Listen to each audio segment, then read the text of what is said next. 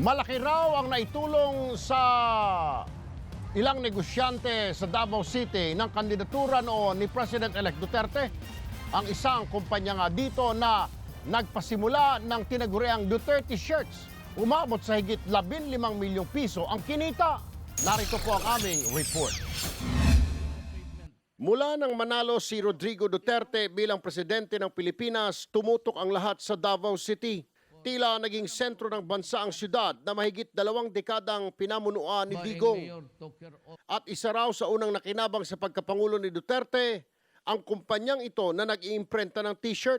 Sila ang naglabas ng Duterte shirts na gaya nito. Aabot daw sa higit 45,000 na piraso ng Duterte t-shirts ang naibenta nila. Katumbas yan ng higit 15 milyong pisong kita.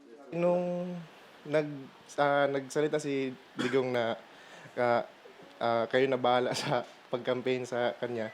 So kami, naghahanap din kami ng paraan para matulungan din siya through this clothing na Duterte shirts. Bestseller daw ang t-shirt na ito na kung tawagin ay The Punisher. Mismong si Duterte raw approve dito nang iregalo ito sa kanya ng anak na si Inday Sara nung kanyang kaarawan. Natuwa siya kasi kamukha niya talaga yung nasa clothing niya.